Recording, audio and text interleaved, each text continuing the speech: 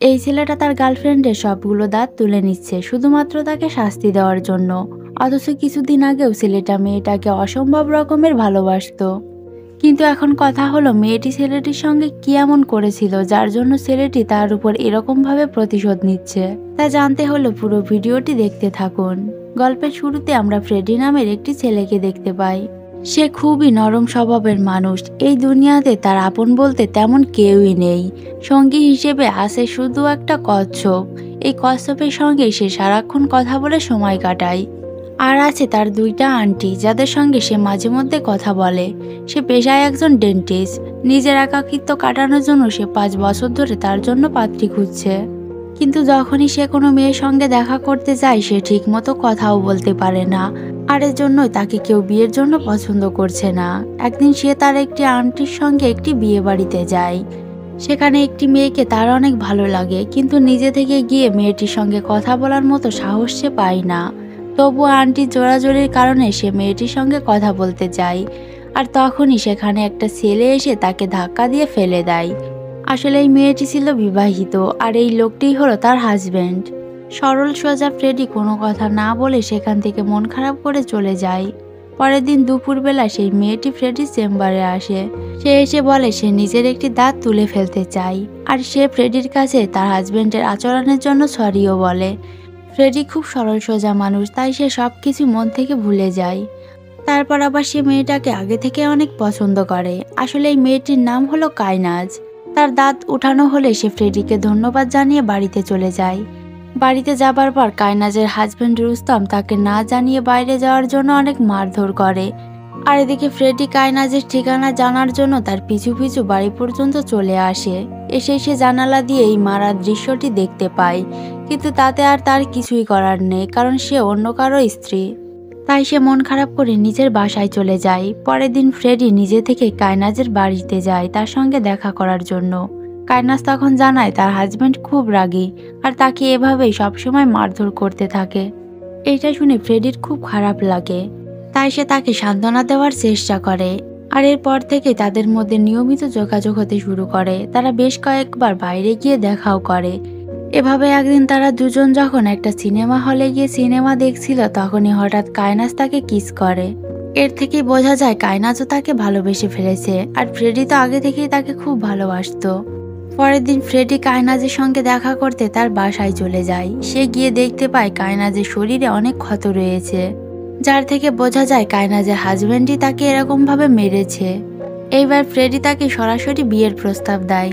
কায়নাজ জানায় রুস্তম বেঁচে থাকতে এটা কোনোভাবেই সম্ভব নয়। সে যদি তাকে ডিভোর্সও দেয় তারপরেও কায়নাজকে রুস্তম মেরেই ফেলবে। তাই সেদিন রাতে ফ্রেডি সারা রাত ধরে চিন্তা করে সে কিভাবে কায়নাজকে তার কাছে রাখবে। তাই পরের দিন সে আবারও কায়নাজের সঙ্গে দেখা করতে আসে। এরপর সে জানায় সে নিজেই রুস্তমকে মেরে ফেলবে, কারণ সে কায়নাজকে খুব ভালোবাসে, আর তাদের একসঙ্গে থাকতে হলে এই কাজটা করা ছাড়া তাদের কাছে আর কোনো অপশন নেই। সে অলরেডি তার সমস্ত প্ল্যানও করে ফেলেছে। এটা শুনে কায়নাজ একটু প্রথমে ভয় পেয়ে যায়, কিন্তু পরে সে ঠিকই রাজি হয়ে যায়। সেদিন রাতেই ফ্রেডি তার প্ল্যান অনুযায়ী রুস্তমের পিছু করে, আর নির্জন একটি রাস্তা দেখে তাকে গাড়ি চাপা দিয়ে মেরে ফেলে। আর এরপর সে 7 দিনের জন্য তার গ্রামের বাড়িতে চলে যায়। 7 দিন গ্রামের বাড়িতে থাকার পর সে যখন শহরে কায়নাজের সঙ্গে দেখা করতে ফিরে আসে, তখনই সে দেখতে পায় কায়নাজ একটি অন্য ছেলের সঙ্গে রয়েছে, আর সে হলো তার বয়ফ্রেন্ড। কায়নাজ বলে সে আসলে তার হাজবেন্ডকে মারার জন্য তাকে শুধুমাত্র ইউজ করেছে, তাছাড়া তার আগে থেকেই বয়ফ্রেন্ড ছিল। এখন চুপচাপ এখান থেকে চলে যেতে। যদি সে কিছু করার চেষ্টা করে তাহলে সে পুলিশকে সব জানিয়ে দেবে, আর প্রমাণ হিসেবে তার ফোনের সমস্ত মেসেজ আর ফোন রেকর্ড সবকিছু তো রয়েইছে। এসব শুনে ফ্রেডির সব কথাগুলো যেন কলিজায় গিয়ে লাগে। সে নিজের বাসায় গিয়ে সারাদিন ধরে শুধু কান্নাকাটি করতে থাকে। এরপর সে আস্তে আস্তে সবকিছু ভুলে গিয়ে স্বাভাবিক হতে শুরু করে। আর ঠিক তখনই একদিন রেস্টুরেন্টে কায়নাজ এবং তার বয়ফ্রেন্ডের সঙ্গে ফ্রেডির দেখা হয়ে যায়। সেখানে তারা দুজন ফ্রেডিকে খুব বাজেভাবে অপমান করে। এরপর তারা ফ্রেডির কফিতে থুতু মিশিয়ে তাকে খেতে বলে। এটা দেখে ফ্রেডির খুব রাগ হয়ে যায়। সে কায়নাজকে তাকে সবকিছুর জন্য সরি বলতে বলে, কিন্তু কায়নাজ সরি না বলে উল্টে তাকে ব্ল্যাকমেইল করতে থাকে যে তার কাছে রুস্তমের মার্ডারের সমস্ত প্রমাণ রয়েছে, আর সে যদি বাড়াবাড়ি করে তাহলে তাকে পুলিশে ধরিয়ে দেবে। এবার ফ্রেডির মাথায় প্রতিশোধের চিন্তা আসে। সে সুযোগ মতো যখন কায়নাজের বাসায় কেউ ছিল না তখন কায়নাজের বাসার একটা নকল চাবি বানিয়ে নেয়। এরপর ফ্রেডি কায়নাজের বাসায় ঢুকে পড়ে। কায়নাজের ফেস ওয়াশে সে কিছু অ্যালার্জির কেমিক্যাল মিশিয়ে দেয় এবং তাদের খাবারে ঘুমের ওষুধ মিশিয়ে দেয়। রাতে তারা সেই খাবার খেয়ে ঘুমিয়ে পড়লে ফ্রেডি প্রথমে তাদের বাড়িতে যায়। ফ্রেডি কায়নাজের মোবাইল থেকে তাদের সমস্ত মার্ডারের প্ল্যানিংয়ের মেসেজ ডিলিট করে দেয়। এবার তার বিরুদ্ধে তাদের হাতে কোনো আর প্রমাণ থাকে না। অন্যদিকে তাদের গাড়ির ব্রেকটাও সে খারাপ করে রেখে যায়। মাঝরাতে কায়নাজের ঘুম ভেঙে গেলে সে উঠে দেখতে পায় তার পুরো মুখে অ্যালার্জিতে ভর্তি হয়ে গিয়েছে। সে নিজের ওষুধটাও খুঁজে পায় না। পরিস্থিতি খারাপ দেখে তারা তাদের গাড়িটি নিয়ে ডক্টরের কাছে যেতে বের হয়, কিন্তু তাদের গাড়িটির ব্রেক তো আগে থেকেই নষ্ট ছিল, তাই তারা ছোটোখাটো একটা অ্যাক্সিডেন্টও করে ফেলে।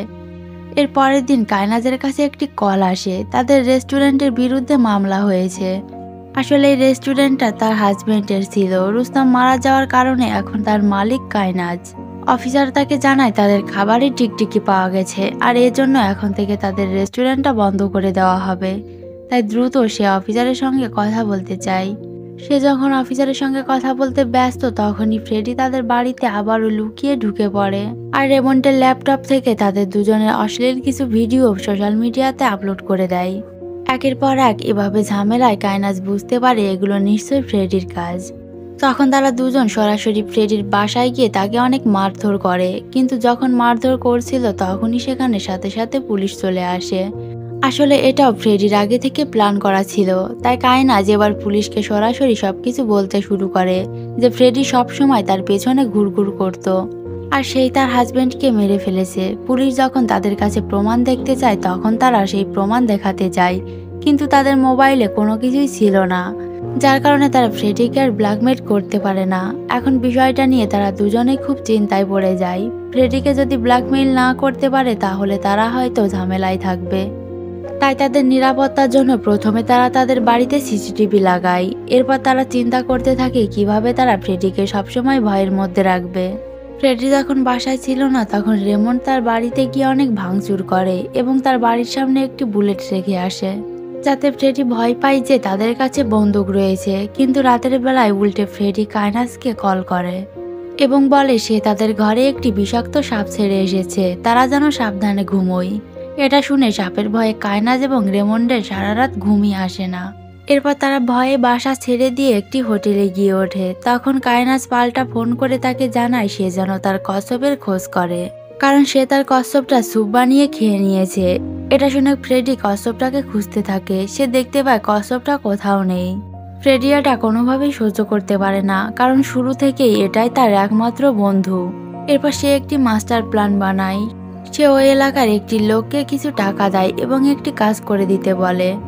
লোকটা তার কথা অনুযায়ী সেখানকার লোকাল পুলিশ স্টেশনে গিয়ে বলে সেদিন রাতের বেলা সে একটা লোককে মার্ডার হতে দেখেছে আর সেই খুনির গাড়ির কিছুটা নাম্বারও তার মনে আছে, যেটা শুনে পুলিশ বুঝতে পারে এটা হয়তো কায়নাজের হাজবেন্ডের মার্ডার, যার কারণে তারা এই বিষয়টা নিয়ে ইনভেস্টিগেশন করতে যায়। তারা জানতে পারে এই গাড়িটা আসলে ফ্রেডির, তাই তারা তাকে সরাসরি থানায় নিয়ে আসে এবং তাকে জিজ্ঞাসাবাদ করতে থাকে। তখন ফ্রেডি সেখানে এমন অভিনয় করে যেন তাকে ফাঁসানো হয়েছে। সে বলে তাকে হুমকি দেওয়া হয়েছিল যেন সে সত্যিটা না বলে। গাড়িটা তার নিজেরই ছিল, কিন্তু একদিন কায়নাজ তার গাড়িটা তার কাছ থেকে নিয়ে গিয়েছিল আর কায়নাজ তার বয়ফ্রেন্ডের সঙ্গে মিলে তার হাজবেন্ডকে খুন করেছে। এটা যখন ফ্রেডি জানতে পারে তখন কায়নাজ আর তার বয়ফ্রেন্ড তাকে অনেক হুমকি দেয়। এমনকি ফ্রেডির নিজের মোবাইল বের করে রেমন্ডের নাম্বার থেকে আসা একটি হুমকির মেসেজও পুলিশকে দেখায়। আসলে যেদিন সে মেসেজ ডিলিট করতে গিয়েছিল তখন সে মোবাইলে হুমকির একটি মেসেজও পাঠিয়েছিল, যাতে পরবর্তীতে সে পুলিশকে সেটি দেখাতে পারে। অর্থাৎ সে আগে থেকে সবকিছু সুন্দর মতো প্ল্যান করে রেখেছিল। সে পুলিশকে বলে সেদিন রাতে যখন পুলিশরা সেখানে উপস্থিত হয়েছিল সেদিনই সে আর তার বয়ফ্রেন্ড তাকে মেরে ফেলতে পারত, কিন্তু সেখানে সময় মতো পুলিশ আসার কারণে তারা তাকে মারতে পারেনি।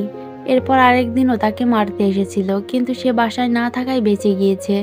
এটা বলে সে পুলিশকে তার বাড়ির সিসিটিভি ফুটেজটি দেখায়। এখন পুলিশদের কাছে ফ্রেডির কথা বিশ্বাস করা ছাড়া আর কোনো উপায় থাকে না, কারণ ফ্রেডির সব কথাগুলো খুবই বিশ্বাসযোগ্য ছিল। আর কায়নাজও তার হাজবেন্ড মারা যাওয়ার পরপরই তার বয়ফ্রেন্ডের সঙ্গে থাকতে শুরু করেছে, এটা পুলিশরাও লক্ষ্য করেছে। পুলিশ তখন কায়নাজ এবং তার বয়ফ্রেন্ডকে ফোন করে পরের দিন থানায় দেখা করতে আসতে বলে। এটা শুনে তারা দুজনে বুঝে যায় তারা এবার খুব বাজেভাবে ফেঁসে গিয়েছে। তাই কায়নাজ এবার ফ্রেডিকে ফোন করে এবং তার কাছে ক্ষমা চায়। তখন ফ্রেডি বলে এখন আর এভাবে ক্ষমা চাইলে হবে না, তাকে সামনাসামনি এসে ক্ষমা চাইতে হবে। আর সে এখন আছে তার গ্রামের বাড়িতে, তাই ক্ষমা চাইতে হলে তাদেরকে এখন সেখানে যেতে হবে। কায়নাজ আর রেমন্ড সাথে সাথেই রাজি হয়ে যায়, কিন্তু তাদের প্ল্যান ছিল তারা গ্রামের বাড়িতে গিয়ে সেখানেই ফ্রেডিকে মেরে ফেলবে। এরপর ফ্রেডি তাদেরকে আবারও কল করে এবং বলে সে যেন আসার সময় বাড়ি থেকে একটা লাগেজ নিয়ে আসে, কারণ সে ভুল করে তার বাড়িতেই তার লাগেজটা ফেলে এসেছে। ফ্রেডির কথা মতো কায়নাজ এবং রেমন্ড একটি লাগেজ নিয়ে বাসা থেকে বের হয়। এরপর তারা ফ্রেডির গ্রামের বাড়িতে গিয়ে যখন দেখতে পায় আশেপাশে কোনো লোকজন নেই, তখনই তারা ফ্রেডিকে মারার জন্য ধরে। কিন্তু তারা দুজনে ধরেও ফ্রেডিকে কোনো কিছুই করতে পারে না। উল্টে ফ্রেডি তাদেরকে ইলেকট্রিক শক দিয়ে অজ্ঞান করে দেয়। আর যখন তাদের জ্ঞান ফিরে আসে তখনই তারা দেখতে পায় তাদের হাত পা বাঁধা রয়েছে একটি ডেন্টাল চেয়ারে। ফ্রেডি তখন বলে তোমরা আমার সঙ্গে যা করেছো, কিন্তু আমার কষ্টটার দিকে তোমাদের নজর দেওয়া একদমই ঠিক হয়নি। এই বলে সে রেমন্ডের সবগুলো দাঁত উঠিয়ে নেয় আর তারপর তার হাত পা বেঁধে জীবন্ত কবর দিয়ে দেয়। এরপর সে চলে আসে কায়নাজের সঙ্গে কথা বলতে। সে কায়নাজকে বলে তার সঙ্গে যা করেছে সে মোটেও ঠিক করেনি, আর তারপরে সে তাকে মাফ করে দিতে চেয়েছিল, কিন্তু তাকে একটা সরি বলতে বলেছিল আর সে সেটাও করেনি। উল্টে তাকেই ব্ল্যাকমেইল করেছে। আর তার উপর তার প্রিয় কচ্ছপটারও সে স্যুপ বানিয়ে খেয়ে নিয়েছে। এটা বলে সে তার দাঁতগুলো এক এক করে তুলে ফেলতে শুরু করে। এরপর ঠিক রেমন্ডের মতোই তাকে জীবিত কবর দেওয়া হয়। অবশেষে ফ্রেডি কায়নাজের কবরের উপরে শুয়ে বলতে শুরু করে, কায়নাজ সত্যি আমি তোমাকে অনেক ভালোবাসতাম, এখনো ভালোবাসি, কিন্তু তুমি যেটা করেছো সেটা ক্ষমারও অযোগ্য। আর এদিকে পুলিশের কথা মতো কায়নাজ এবং রেমন্ড যখন পুলিশ স্টেশনে যায় না, তখন পুলিশেরা নিজেরাই তাদের বাড়িতে আসে। তারা এসে দেখতে পায় বাড়িতে তালা মারা রয়েছে। তখন তারা বাড়ির সিসিটিভি ফুটেজটি চেক করে। তখন পুলিশেরা দেখতে পায় কায়নাজরা বাড়ি থেকে বেরোনোর আগে একটি লাগেজ নিয়ে বেরিয়ে গিয়েছে। এটা দেখে পুলিশেরা ধরে নেয় তারা হয়তো ধরা পড়ার ভয়ে বাড়ি থেকে তাদের সব জিনিসপত্র নিয়ে বেরিয়ে গিয়েছে। আর এভাবে পুলিশের ধারণা থেকে ফ্রেডি বেঁচে যায়। আর এর মধ্য দিয়ে অসাধারণ একটি মাস্টার প্ল্যানিং এর গল্পটি শেষ হয়ে যায়। ফ্রেডি কি তার গার্লফ্রেন্ডের সঙ্গে সঠিক কাজ করেছে তা অবশ্যই কমেন্টে জানিয়ে যাবেন। আর এই গল্পটি যদি আপনার কাছে ভালো লেগে থাকে তাহলে অবশ্যই একটি লাইক দিয়ে যাবেন।